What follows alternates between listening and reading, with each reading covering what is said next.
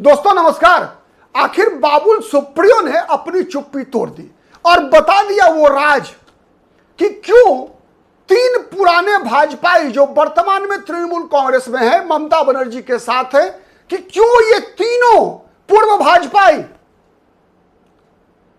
Bharatiya Janata party के साथ नहीं जा सकते, एनडीए में शामिल नहीं हो सकते, ममता बनर्जी को छोड़कर नहीं जाएंगे। क्यों ये तीनों इस राज पर से पर्दा उठा दिया, ये कहते हुए, ये स्वीकार करते हुए कि तृणमूल कांग्रेस अब डूबती हुई जहाज है। लेकिन फिर भी इन तीनों की मजबूरी है कि वो इस डूबती हुई जहाज के साथ ही डूब जाए। लेकिन जब ममता बनर्जी आज संकट में है तो एक आधार लिया कि संकट में हम ममता बनर्जी को नहीं छोड़ सकते। ममता बनर्जी डूबता हुआ जहाज है, यह सही है, लेकिन न तो शत्रुघ्न सिन्हा, न तो कीर्ति आजाद और न खुद बाबुल सुप्रियो, ये तीनों टीएमसी के सांसद, बाबुल सुप्रियो राज्यसभा में, लोकसभा में है कीर्ति आजाद और शत्रुघ्न सिन्हा, ये तीनों क्यों ममता बनर्जी को छोड़कर नहीं जाएंगे, इसका राज बताया है। दोस्तों आप याद रखिए, बाबुल सुप्रियो केंद्र में मंत्री रह चुके हैं। 2014 से लेकर 2021 तक नरेंद्र मोदी की सरकार में केंद्र में मंत्री रहे। राजनीति में आना, राजनीतिक यात्रा की शुरुआत ही बाबुल सुप्रियो की भारतीय जनता पार्टी से हुई। एक फ्लाइट में हवाई सफर के दौरान उनका टिकट पक्का करवा दिया था बाबा रामदेव ने भारतीय जनता पार्टी से। आसनसोल से लड़े थे, 2014 में जीते, जाकर नरेंद्र मोदी की सरकार बनी, केंद्र में मंत्री बन गए। 19 में जीते, फिर से लोकसभा चुनाव आसनसोल से, लेकिन 21 में विधानसभा चुनाव लड़ाया बीजेपी ने। बड़ा नेता बनाने की योजना बना रखी थी बाबुल सुप्रियो को। माना यह जा रहा था दोस्तों कि 2021 के विधानसभा चुनाव में बाबुल सुप्रियो भारतीय जनता पार्टी के एक प्रमुख चेहरा हैं। वैसे ही जैसे इस चुनाव में 2026 के विधानसभा चुनाव में शुभेंदु अधिकारी, दिलीप घोष, अग्निमित्रा पॉल, ये भारतीय जनता पार्टी के बड़े चेहरे थे। वह उसी प्रकार से एक बड़ा चेहरा 2021 के विधानसभा चुनाव में बाबुल सुप्रियो भी थे। लेकिन उसके बाद कहा जाता है कि बाबुल सुप्रियो जब बीजेपी चुनाव हार गई तो बाबुल सुप्रियो का विश्वास टूट गया। लगा कि अब भारतीय जनता पार्टी कभी भी पश्चिम बंगाल में चुनाव जीत नहीं सकती। और जिस प्रकार का हिंसा पश्चिम बंगाल में हुआ, कहीं ना कहीं बाबुल सुप्रियो डर गए और अंततोगत्वा बाबुल सुप्रियो ने साठगांठ कर लिया ममता बनर्जी से।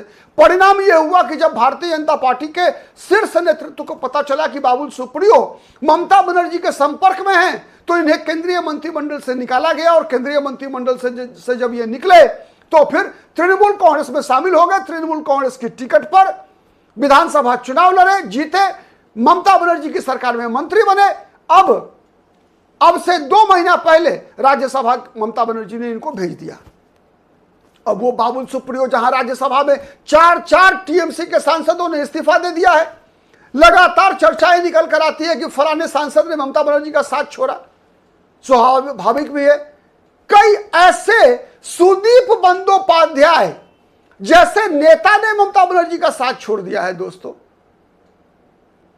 सायूरी घोष ने ममता बनर्जी का साथ छोड़ दिया है, माला राय ने ममता बनर्जी का साथ छोड़ दिया है, काकोली घोष दास्तीदार ने ममता बनर्जी का साथ छोड़ दिया है, शर्मिला सरकार ने ममता बनर्जी का साथ छोड़ दिया है, शताब्दी राय ने ममता बनर्जी का साथ छोड़ दिया है। दोस्तों 2 महीना पहले राज्यसभा भेजी गई कोयल मलिक ने ममता बनर्जी का साथ छोड़ दिया है, सुखेंदु शेखर राय ने ममता बनर्जी का साथ छोड़ दिया है। लेकिन ये तीनों भाजपाई बार बार ममता बनर्जी के पक्ष में बयान दे रहे हैं।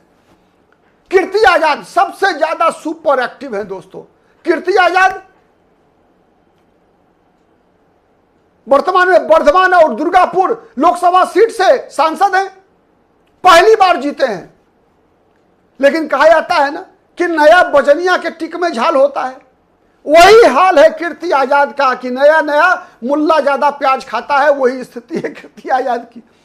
हर मामले में ममता बनर्जी के समर्थन में सबसे करारा बयान अगर किसी का होता है तो कीर्ति आजाद का होता है। शत्रुघ्न सिन्हा उसी आसनसोल से आज सांसद है दोस्तों, जिस आसनसोल से कभी बाबुल सुप्रियो पहली बार चुनाव जीते थे। पश्चिम बंगाल में शत्रुघ्न सिन्हा की राजनीतिक यात्रा की शुरुआत आसनसोल से हुई, उसी सीट से जिस सीट से बाबुल सुप्रियो ने इस्तीफा दिया था। बाबुल सुप्रियो के बाद 2 चुनाव हुआ, दोनों चुनाव शत्रुघ्न सिन्हा जीते।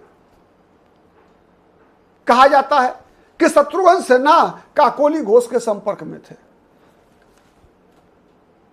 तैयार थे, हस्ताक्षर कर देने की बात भी सामने आ रही थी कि शत्रुघ्न सिन्हा ने भी काकोली घोष दास्तीदार के साथ जाने का फैसला कर लिया है, हस्ताक्षर कर दिया है लोकसभा स्पीकर वाली को भेजी जाने वाली चिट्ठी पर।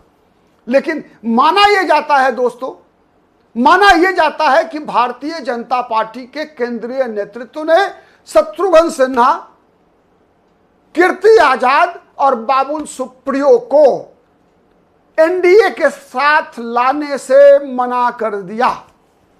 इसी बात का रहस्योद्घाटन बाबुल सुप्रियो ने किया है। बाबुल सुप्रियो ने कहा कि टीएमसी डूबता जहाज है, डूबती हुई जहाज है, लेकिन फिर भी हमारी मजबूरी है हम तीनों की कि हम कहीं जा नहीं सकते, किसी दूसरे नाव की सवारी नहीं कर सकते, इसलिए कि सवारी उसी नाव की करनी पड़ेगी जिस नाव को हमने छोड़ा था, जिस नाव से कूदकर हमने टीएमसी में शामिल होना स्वीकार किया था। इसीलिए दूसरे नाव पर न बाबुल सुप्रियो के लिए, न शत्रुघ्न सिन्हा के लिए, न कीर्ति आजाद के लिए कोई जगह नहीं है। इसीलिए शत्रुघ्न सिन्हा का बयान आपने देखा होगा दोस्तों, लंबी चुप्पी के बाद, लंबी खामोशी के बाद शत्रुघ्न सिन्हा ने वो बयान कब दिया, जब यह मामला निकल कर आया कि उस चिट्ठी पर शत्रुघ्न सिन्हा ने भी साइन कर दिया है, जिस चिट्ठी में 19 सांसदों के हस्ताक्षर हैं, जिसे लोकसभा अध्यक्ष ओम बिरला को भेजा गया है। असली कहानी यही है। और दोस्तों, इस बात का एहसास शत्रुघ्न सिन्हा को लेट से हुआ, बाबुल सुप्रियो को थोड़ा और लेट से हुआ, लेकिन कीर्ति आजाद चूंकि मझे हुए नेता है, मझे हुए नेता है। क्यों? इसलिए कि शत्रुघ्न सिन्हा अपने परिवार में पहले व्यक्ति है जिसने राजनीति ज्वाइन किया। शत्रुघ्न सिन्हा की पहली पार्टी भारतीय जनता पार्टी थी।